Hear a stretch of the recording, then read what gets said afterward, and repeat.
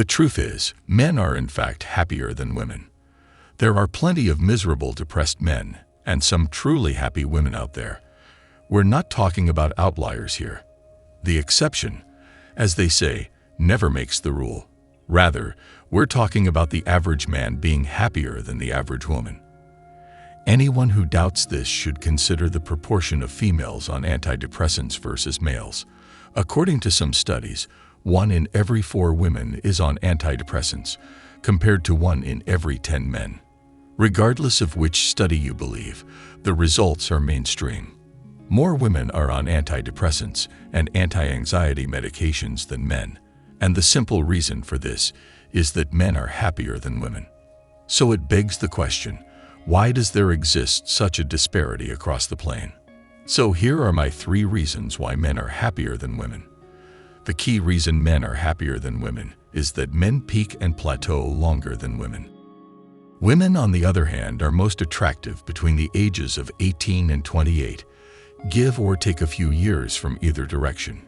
During that decade, a woman can hook up with and/or obtain dedication from pretty much any man she wants. During that decade, a woman can indeed establish a connection with and/or get devotion from pretty much any man she sought. Now, a woman can get attention, money, safeguards, and salami from relatively much any man she wants. All she has to do is show up and put herself on a silver tray in some way or form. Whether it's just her company, her body, bedroom favors, and so on, most men will give her that attention. Most men will give her that pork chop. Men are going to fall for it and give her that commitment no matter what they believe or what their supporters are willing to admit. She will put herself on a pedestal for simps to fall for the trap. Women can't even admit it. They desire and yearn for this validation because this is what they want and need the most, biologically speaking. Their need for reproductive attention is necessary for procreation, but then that rush of validation that courses through a woman when a man is intimate with her is what she wants the most. A woman's peak from the age of 18 to 28 is her best time. From then on, she starts to wean. She dares not let her peak die down without exploiting it for appreciation from men at the highest order. Everyone knows that after 30, the honey jar is not as sweet anymore. Men's primes last at least a decade and a half longer than women's. From 30 to 55, men become their most attractive. This is the period when their hustles give and their pockets become handsome. But that's just our fecundity prime. Do not even forget we can also get lots of good action in our 20s. We had a lot more when we hit 30, however. There are men in their 20s who are still hooking up with beautiful women. Okay, do not misconstrue me. I'm not saying that a man's prime is better than a female's. Females may only have a decade of prime beauty and vitality, but their beauty is considerably more beneficial compared to a man. Men will go to any length to secure an enchanting female in terms of youth and appeal. Women have it much easier compared to their counterparts. Considering a woman's reproductive prime may not last as long as a given man's, hers will burn much hotter and much brighter. The sexiest female will indeed attract much more men than the best-looking male will attract women by a long shot. The truth stands that as men, our prime appeal lasts a minimum of 50% longer, and prior to that, in our 20s, we're still able to have fun with pretty girls. It all depends on how you handle yourselves. So even if a man doesn't get any action until he's 20 years old, he still has at least a quarter century of peak desirability as compared to just perhaps a decade at the most for women. Plus, as men age much better, we don't begin exhibiting symptoms of loss of attraction until maybe 50. We age like fine wine into our 60s. Even then, we're still able to mingle with females in their 20s because one day they will suddenly realize their ability to wow and pull men is just short-lived. Women still get attention after their peak when they hit their 30s, but the men they're getting aren't nearly as good or valuable as the men they had access to just a few years ago. Sure, there are some 35-year-old women available who are still very attractive. However, this woman may never be as hot as she was the time she was 25, and she is aware of it. Not only do men age better physically, but also mentally. Men face a lot of setbacks before they hit prime. These disappointments help us learn and improve as we become more effective. Women are unappealing encounters and battles occur themselves in men as enlightenment, self-reflection, and intellectual ability, and those same struggles manifest themselves in females with a scorned and bitter disposition, which is why party girls in their 40s always are grumpy and participants in theirs.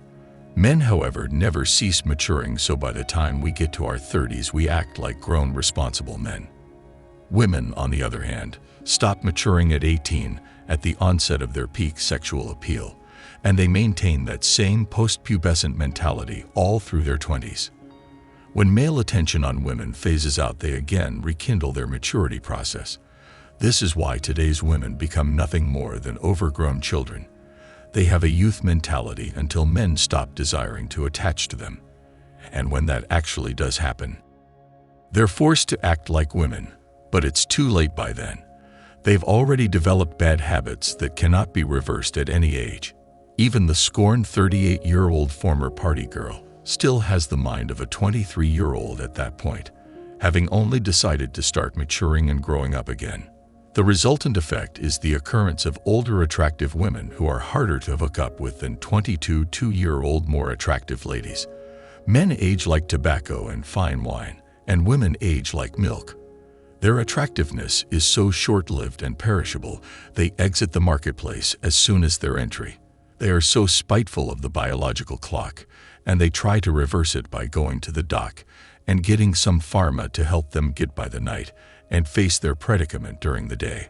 The second reason men are happier than women is that the more they accomplish, the less attractive they become. Women today are making more money than ever before made in history. They are more impactful and possess more power than they ever had, which in itself is exactly what feminism wanted. But what they didn't account for was the effect that all of this money would have on a woman's value and pecking order in the dating market. I'm making reference to her attractiveness and aspects of her beauty, female sexuality, public persona, and openness.